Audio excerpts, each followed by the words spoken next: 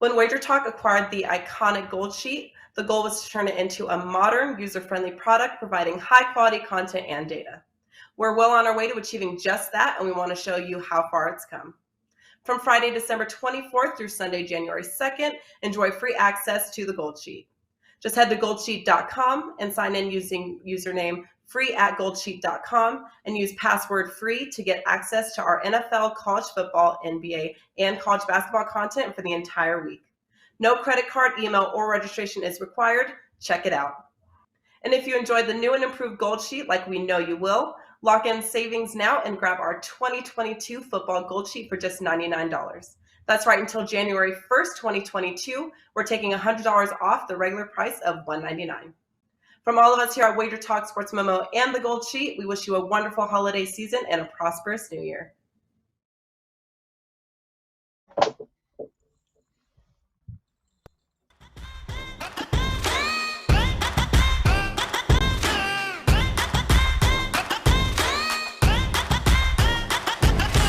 All right, guys, welcome in and a very happy Christmas Eve to you here. December the 24th. It is time to talk some college football bowl action here. Plenty still to come your way before we hit 2022. So we've got 4 bowls that we're going to break down here for you today. And we're going to do it, of course, with 3 of the finest.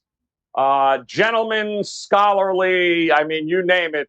These guys are some of the best, and they are, well, they're here. Tony Mejia in the house. There he is. Bryan Leonard hanging out in the middle. Of course, Dave Cokin here to help go over these remaining bowl games. And Tony Mejia, it's been a hell of a bowl season for you already, my friend. I believe the numbers are 13-5, if I'm not mistaken. You're crushing it. And you happen to witness your UCF team there last night take down some Gators. So congratulations, my man. What's up at WagerTalk.com? Yeah, I'm a little full today on Gator tears. They were all around me, and I soaked them up, and they were all delicious. The excuses were everywhere. It was similar to what happened when UCF beat Auburn a few years ago. And, the consensus is that they're happy that Dan Mullen is gone, and that's why UCF defeated them yesterday. But it was great to see a big bowl victory for my alma mater, and now we'll look forward to the rest of college football business, and looking forward to previewing these bowl games and the national semis, obviously, on New Year's Eve. Yep, and a lot to get to here still before 2022. Bryan Leonard, welcome back in, my friend. What's going on now over at WagerTalk.com as we get ready for 2022? Yeah, I've been very selective on the bowls. I've never really done well in the bowls, and you can see so far this year, I think I'm 0-3. So I prefer the games that mean something in the regular season where you've got the same motivation. And I sure do miss hockey because we were on a nice hockey run, having a terrific hockey season. Hopefully that'll be days. But yeah, interesting day where we've got no sports going on Christmas Eve. And actually, I'm kind of glad. It's nice to get a day off. Nice to not have to did they play, who scored, what's going on. But, yep, it'll be back before we know it. And, Dave, welcome back in, my friend. Hockey will be back before you know it. But I understand you also have a $9 best bet, I believe, still available up at WagerTalk.com as well. Yeah, one of the upcoming bowls is a 5% play, and I put it up on Monday. And, of course, Mondays are $9 on all selections at WagerTalk, so I just left it at $9. I did not adjust it to the regular price. Also have a 4% best bet on a bowl game, which is just for my all-access players. Last night was very good with Central Florida because I had play on both the spread and the money line. So, in effect, it worked out to a gain of better than 5% on that game. Also posted a best bet in the NFL for Christmas Day, and was happy to see an email from Bryan Leonard because we send each other emails letting each other know what we have. And Bryan and myself have lined up on the same side of this game tomorrow, which is encouraging because Bryan's been rolling, and I don't mind being on the same side as he is right now. Meanwhile, 4 games that I think could be some fun to examine and then watch. Yeah, listen, it should be a very interesting both Christmas Day here through the weekend and, of course, back at it next week. But we do have some bowl games here to break down, guys. So let's start with the Music City Bowl, if we can, Robert. Gotta believe Tennessee, the Volunteers, are going to be well represented in Nashville for this one here, as Purdue will come to town for the Music City Bowl. Purdue opens up as a slight 3-point favorite here with a total of 58.5. 3 o'clock on December 30th Eastern Time kickoff. I guess maybe here, Tony Mejia, the big news is Aiden O'Connell, good to go, the quarterback for Purdue, but David Bell, I believe, declared and will not be available for this game for Purdue. So what do you think we're going to get with these two teams? Yeah, happy holidays to everybody. Look, I think David Bell out, and George Karlaftis, the defensive end, is also not playing in this ball game, and he's supposed to be a top 5 pick, one of the better pass rushers in all of college football. So that's your two best players on each side of the ball, and it's definitely going to mean a ton to Tennessee. Josh Heupel, first year in there, trying to really get that fan base reinvigorated after a down portion of over a decade. I guess they really were affected by not really having they had the backup plan in Lane Kiffin after Philip Fulmer, but that fell through, and they've kind of been languishing since. So Heupel's trying to lift that program back up. This would be a nice start in terms of picking up your first bowl win. They have Hendon Hooker back. I think that's key. What Heupel likes to do is play as fast as possible, making quick decisions with your quarterback and testing the opposing defense's stamina. And I think he'll probably get a chance to do that. These practices have meant a ton to him and his program. So, if you're trying to back continuity in these bowl games, I think Tennessee probably has a better chance than Purdue at looking close to what they were at the end of the season. And they were a decent football team. Certainly they had missed opportunities, but Tennessee probably had the season we expected them to have in a year one under Heupel, and they're on an upward trend. You got to expect, right, Brian, the home crowd there in effect for Tennessee. Tony did talk about motivation here. Can't help but to look at the total with Tennessee. How are you approaching this?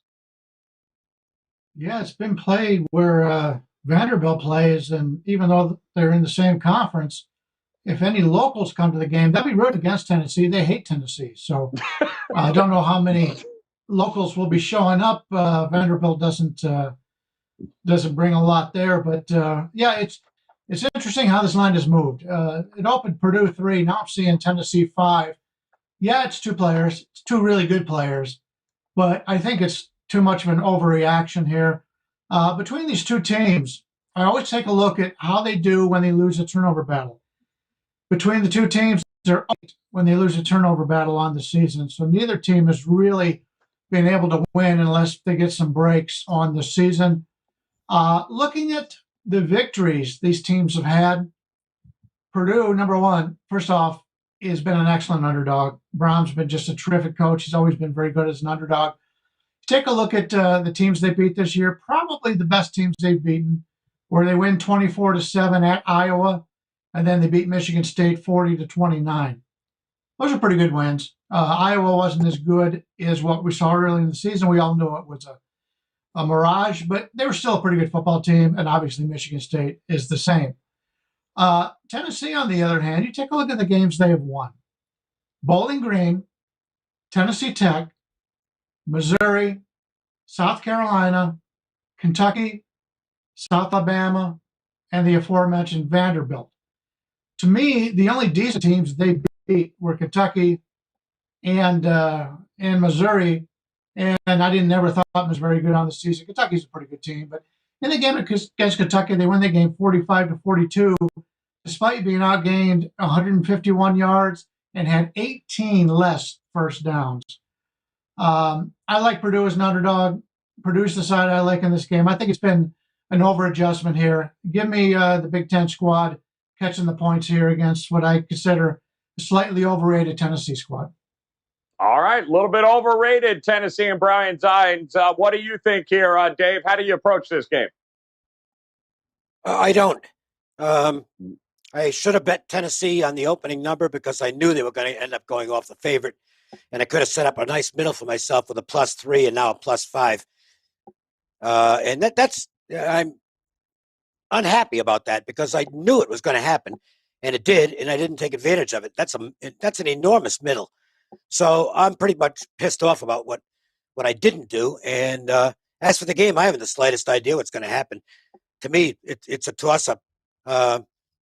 So that makes it even more aggravating because I think this is a game where that middle probably could have hit. Let's put it this way, better than 20-1 odds. I can tell you that. So I missed the boat. Probably going to be a shootout. Might be fun to watch. No idea who wins. All right. That means we'll move on here, guys, to, I believe, Atlanta, Georgia is where we're heading here. Let's see it here, Robert. Of course, the Peach Bowl, where Pitt will be taking on Michigan State, and what could have been a matchup of Heisman hopefuls, but they ain't playing. But Pittsburgh did open up it as a 4.5-point favorite here, Bryan Leonard, a total of 63. Interesting line movement in this one as well. How do you see it playing out? Yeah, we now see Michigan State as a 2.5-point favorite. Looking at the strength of schedule, we're looking at Michigan State at 27 and Pitt 69. Pitt's starting quarterback, not playing. Michigan State starting running back, not playing. In fact, I believe they're down to their third string running back to start. But it's a situation for myself where it's hard enough to handicap these games with all the emotion and who wants to be there and all that. But now you're missing two really good players that were the keys to both of these offenses. Will that have an effect on the total? We will see. I know that the Pittsburgh defensive quotes that I've been hearing is they're still excited to try to shut down this Michigan State running game, which is what they expect to do most of in this game. But if this game goes up to 3, I'd probably play Pittsburgh just on a spite bet, being that I just don't think the players missing are worth that much. But at this point, I'm probably going to be sitting this one out. I'm really not looking forward to betting on Michigan State as a favorite, especially the way they finished off the season, losing to Purdue, Ohio State, and blowouts. Beating Maryland and then the Penn State game to finish the season. But I prefer the Pitt side, but unless I get to 3, I'm probably setting this one out. All right. And Dave, interesting coaching matchup here between Tucker and Narduzzi, but Michigan State still got a defensive issues. They've had them all year. Can Pitt exploit them? Yeah, I hate to be brief and not give you anything of value here, but I don't know how these teams are going to – I don't know how anybody can know how these teams are going to react to arguably the two best players for each side not playing. The backup quarterback for Pitt has actually looked good when he's been in there, and I'm sure he knows the playbook, but you're talking about a quarterback in Pickett and I don't think he's a great prospect. I don't think there might not be a great quarterback prospect coming out of the draft this year, but he's certainly one of the better prospects out there, and he's going to be in an NFL roster next year. I don't know that he can come close to doing what Pickett did. And Michigan State loses, to me, probably the best player on the football team. I haven't the slightest. This is the beauty. This is where we have the advantage over the odds makers. They have to put the line out. We don't have to bet it. There's plenty of games where I think you can actually find an edge, and this isn't one of them. So I'm not going to mislead anybody with a guess that I'm absolutely not backing with any money. If I had to give you one thing on the game, Pittsburgh has a very good rushing defense. Underdogs who give up less than 100 yards per game on the ground are good bets in bowl games. So if you just want an angle, you can go with Pittsburgh. So Peyton Thorne's still in for Michigan State there, Tony Mejia. We've seen that Pitt secondary get lit up a few times in the ACC. So I don't know. You got enough faith that they can get the job done here, Michigan State? Yeah, I mean, I think Michigan State has a clear advantage over Pittsburgh. I mean, you're removing Mark Whipple, the offensive coordinator. He goes off to Nebraska. And obviously, you take Kenny Pickett out of the mix, who is a pro quarterback at the college level. So we'll see how good Nick Patty's going to be, and he's got to leave a pretty good impression because here comes Caden Slovis, from Southern Cal to come transfer in and try to step into Pickett's shoes next season. And Patty's been there 3-4 years, so it's put up or shut up time. As unfair as it might be, you've got to show what you're capable of. And as far as Michigan State, you mentioned they've got their quarterback situation squared away. So and Thorne did a nice job for most of the season. They blew that game. Down the stretch, I think they did hit a rough patch. But is it harder to replace a quarterback or a running back? I think certainly as good as Kenneth Walker was in transferring in from Wake Forest and really setting the Big Ten on fire and looking like a top 3 running back in the country all season with his broken tackles. I think he was first after yards after contact throughout the season. I think a running back is far more replaceable. The leading returning rusher from last season, Jordan Simmons, is back. He was very young still. Elijah Collins, the leading rusher from 2 years ago, injury plagued, missed the final 5 games, but it looks like he's going to get a chance to play. And again, I think at this point, I'm going to side with Michigan State over Pitt, just from that continuity standpoint of I think it's going to be a lot easier to replace Walker than it will be to replace Pickett, especially with Whipple out. If you're going to look at the contrarian to that angle, it's going to be more difficult for Michigan State to know what they're preparing for, schematically on the defensive end. But they should adjust throughout the course of the game. So we'll see what Patty can do. Right now, my take is Michigan State, and I'm not surprised that they've moved into the favorites role. Yeah, they lose a Heisman hopeful in Pickett, and they gain Slovis here in the transfer portal pit. So it should be interesting to see next year how that works out for them. But we got a game right in Dave and Brian's backyard coming up. Let's take a look here if we can, Robert. The Las Vegas Bowl. Coach Herm Edwards, Arizona State, taking on Wisconsin in this one. 7 was the number. 7 still is the number. In fact, the total has come down a little bit. I'm seeing 41.5 in this spot. And Dave, I got to imagine both Wisconsin and Arizona State will be well represented as far as fans go in this game. You give it an edge one way or the other? Wisconsin will be the home team. Okay. I've made this point over the years. It's just the way it is. Wisconsin travels about as well as any school in the country in every sport. Hockey, basketball, football. Their fan base is amazing. And when their fan base gets to go someplace like Las Vegas, they're going to be here in huge numbers. I don't think Arizona State will be nearly as well represented. They'll get some fans up, but it's going to be a Wisconsin crowd. And that does factor into the analysis. I think the Badgers are going to treat this as a very important football game. And they match up well with Arizona State. The Sun Devils need to be effective on the ground to be effective offensively. Their quarterback is not a great thrower. And he needs to take advantage of teams keying that aren't able to key on the run to have passing lanes. Not going to happen with Wisconsin. Badgers are a great rushing defense. So the game power rates about where the number is, but I think the matchup clearly favors the Badgers. And again, I'm going to give them a point. I'm not going to give them a whole lot. Not going to be like a true home field, but I'm going to give them a point or two for the site advantage with their fan base. I got to go with Wisconsin in this one. All right, leaning Wisconsin in this one here. Tony Mejia, I don't know if the Pac-12 has a physical team like this Wisconsin team is here that maybe Arizona State would have been at least prepared for. I don't know that they've seen anything like what Wisconsin's about to bring. What do you think? Yeah, I agree with you on that. Oregon's defense is built on speed. Washington, what they were hopeful to be, probably the closest thing, but nowhere on the level of Wisconsin. And, the one thing I think anybody that watched the Pac-12 this year could tell you about Arizona State is extremely talented, but extraordinarily sloppy.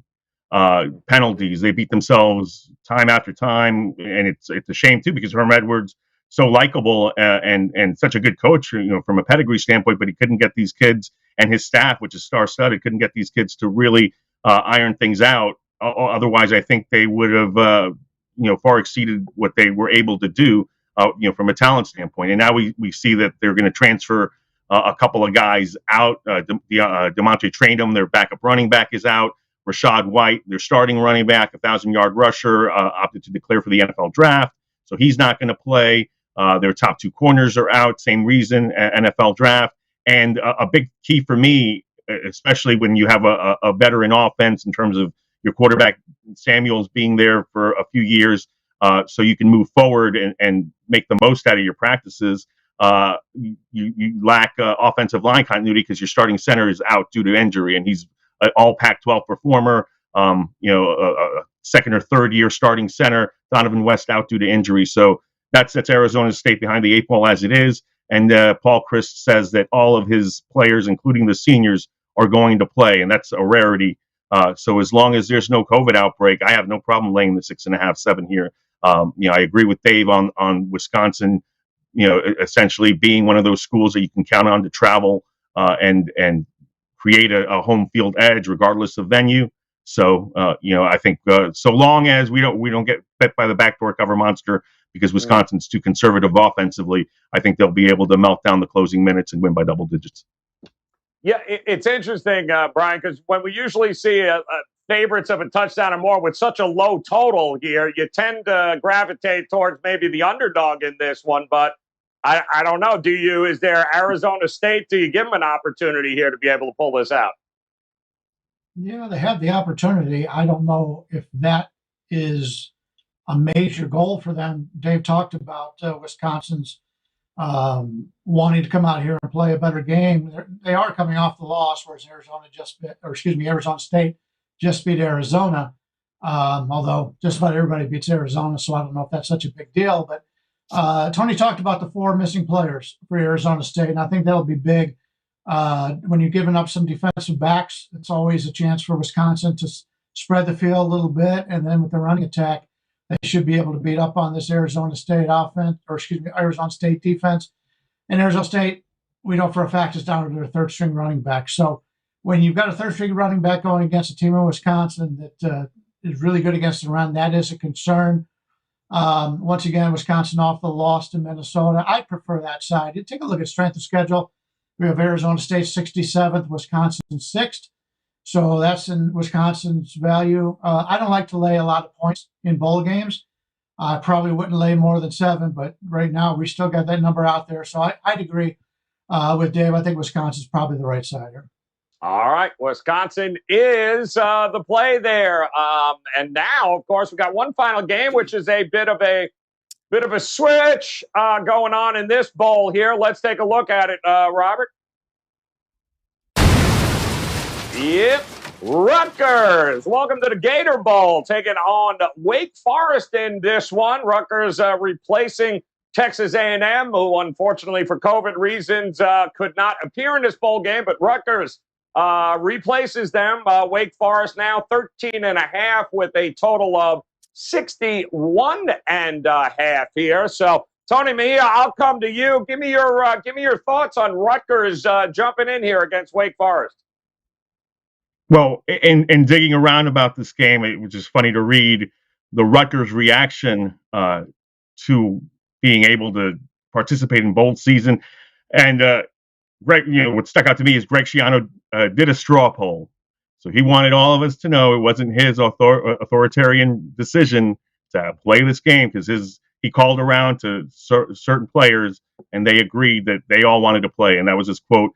Football coaches want to coach, football players want to play. Well, I, as a bigger man myself, am very curious as to players that have not needed to stay in shape since November 27th, how they've reacted, not thinking that they had a game to play, because this was not a possibility. I mean, if you're on this Rutgers team and you're not sitting around on December 15th saying, "Oh, I think I'm going to have a bowl game in 2 weeks."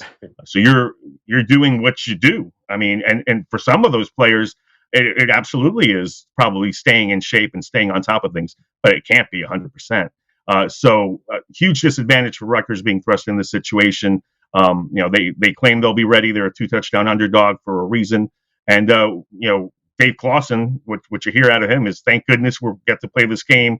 because our senior class deserves a proper send-off. And this is a historic Wake Forest team in terms of their success. They've had one season that was similar to this one in terms of success.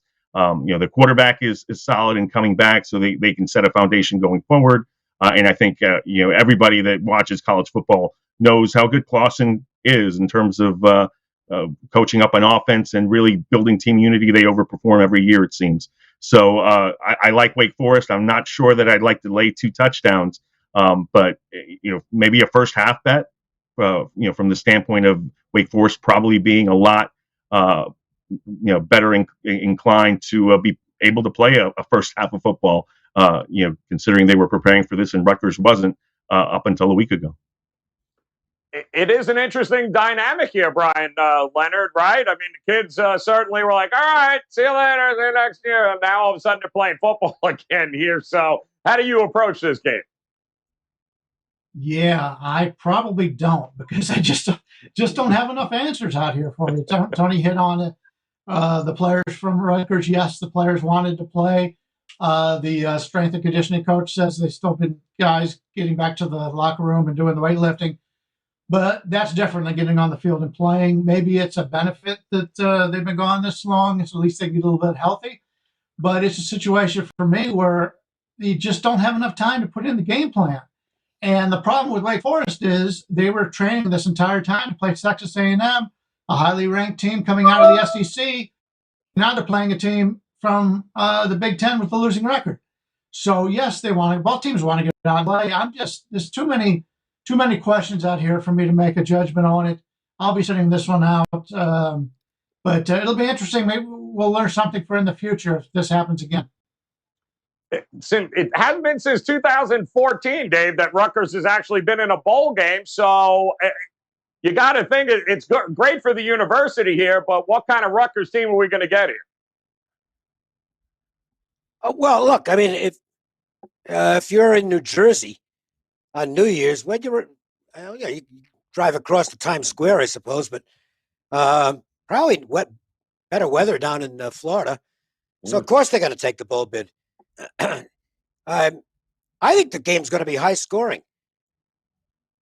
Just throw up in the playbook. We know how Wake Forest plays. Wake Forest, the defense sucks. They got a great offense. So they're going to get their points. I think Schiano's just going to say, all right, whatever we've got in the playbook, we're just going to throw out there and let's have some fun and see what happens. I don't think this is going to be, if you're measuring all the bowl games in terms of intensity, this is probably the very least intense bowl game. So to me, it's go out there, have some fun, throw it all over the place. I wouldn't be surprised if there's 80 points scored in this game. I like the over. Great angle. Great way to look at it there, guys. All right, so there you got it. 4 bowl games on tap still to come here before we hit 2022. And Tony Mejia, I'll come to you here. Is there one of these maybe you like a little bit more than the others right now? Yeah, I think Wisconsin's going to throttle Arizona State. So if you're watching this, and I know we'll splice these up, that's going to be a 4% play. I've been 3-1 on 4% plays. So Merry Christmas, because I think Wisconsin will pay that off handsomely. Again, Herm Edwards, heck of a coach, but we saw it all year long, and he'd tell you himself he failed this year in terms of getting this group to be disciplined.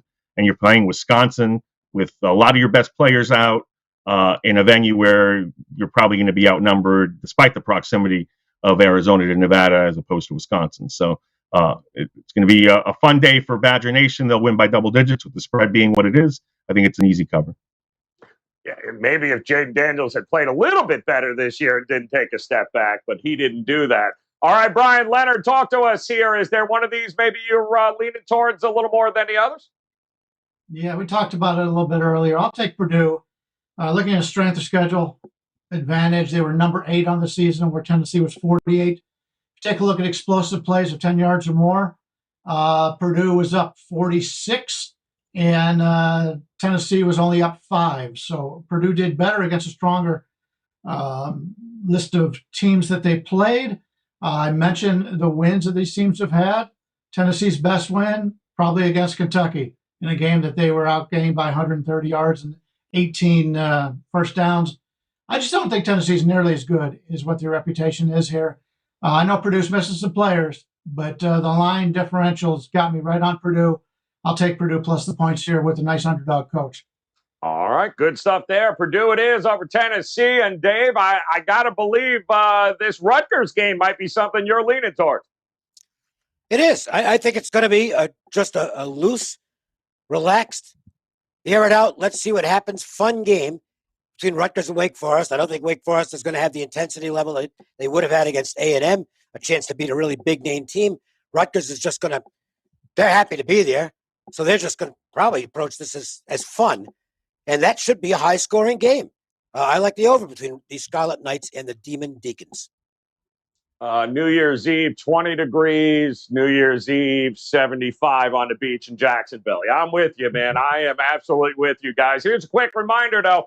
Plenty of bowl action coming up, guys. And, of course, we've covered a whole bunch of them here on the show for the last couple of weeks. Those are some of the best bets that we've had this week, but I would certainly encourage you guys make sure you check it out on our YouTube page at WagerTalk. All of these guys have their individual thoughts on all of the major bowl games coming up here. Check it out. Knowledge is power, guys. And these guys did an amazing job of breaking it down for you. Go ahead, Dave. Well, you can see my Memphis up there. That obviously isn't going to get played. And I have to just throw this in. Shame on Hawaii. Okay? Oof. They screwed Memphis in this game. Hawaii knew they had problems all along. Bunch of injuries, season-ending injuries. Several players transferred out, and any COVID issues was going to mean they're not going to be able to field a team. And they wait until 0 hour to pull out of the game. Memphis should be the team that got to go to the Gator Bowl, but it's too late. So they're seniors. And I know, some people are going to say, well, what's the big deal? It's just a bowl game. For every senior involved on the Memphis Tigers, that's a really screwed up way to have to end your career by traveling to Hawaii and then not going to play a bowl game. I think Hawaii should have to pay off all the Memphis expenses incurred. And I wish there was some way they could be tagged with a violation, because I think this is an absolutely bullshit move by Hawaii. Yeah, the whole oops, sorry, gotta protect. It stunk. It really, really did across the board. Well, the thing is, they knew they had a whole bunch of transfers. They had some season-ending injuries. They already were shorthanded. Yeah. And this thing. So you're going to tell me you can't know 24 hours? You got to wait until 24 hours before the game to cancel it and tell the other team, sorry, we don't get to play. That was just wrong. I mean, I'm happy for the Rutgers kids, but if Hawaii had done this the way they should have done it, Memphis could have had their bowl. They just could have been switched over to the Gator Bowl and gotten to play their bowl game. So anyway, that's it. Listen, that Senator Todd Graham had to have something to do with it. Oh, absolutely. Everybody hates him. It's a consolation, but at least the kids from Memphis are on the beach in Hawaii right now. So, I mean, it could have been worse. You could have been in Lord knows where. All right, guys. No, I don't think. By the way, I don't think they are. I think they basically flew back already. Oh no, really? Oh, I didn't know that. Oh. Well, what are they going? They're not going to pay hotel expenses and anything. I thought it was already bought. From what I don't have that firsthand information. What I was told is they're flying back today, so they'll be home for Christmas. That sucks. Sorry about that, Memphis over there. And the good news is Brian won the pick. I mean, he's undefeated today, Brian. Way to go there, guys. And don't forget, you've got Tony Mejia, Bryan Leonard, and Dave Cokin, guys. They are locked and loaded. You heard Dave tell you about his 5% best bet here coming up this weekend. NFL tomorrow, Sunday. Brian as well. And, of course, Tony Mejia, always locked and loaded, ready to go. Now would be the time for you to head over to WagerTalk.com. Let's make it a profitable holiday weekend. And, of course, we will be back again next week here, taking a look at the final look at really what is going to be that playoff for a national championship. We'll let you know any of the latest news as things seem to be changing rather quickly here. Anything happens, we'll keep you posted next week. But in the meantime, on behalf of Tony Mejia, Bryan Leonard, and Dave Cokin, a very Merry Christmas, Happy Holidays to you and yours. Be safe, be profitable. Come back and join us again next week. Good luck, guys, with your plays this weekend. We'll talk to you next week.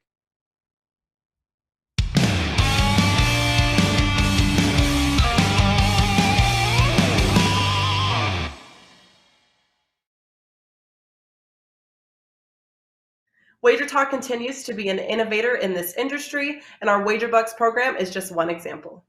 Because it's the holidays and we're feeling festive, we're giving you $100 worth of WagerBucks for only $49 using promo code WB49 at checkout. So how do they work? It's simple. You buy credits in bulk at a discounted rate and then apply them dollar for dollar towards your purchase. Use your purchase WagerBucks on $2 Tuesday, $9 packages on Monday. Buy your favorite 5% plays with or without the guarantee. Grab a 7-day all-access pass or even a 12-month package. That's right, purchase WagerBucks can be used on everything with no restrictions at both WagerTalk and SportsMemo.com. Due to the incredible savings, this special offer is limited to one per customer. From all of us here at WagerTalk, Sports Memo, and the Gold Sheet, we wish you a wonderful holiday season and a prosperous new year. WagerTalk continues to be an innovator in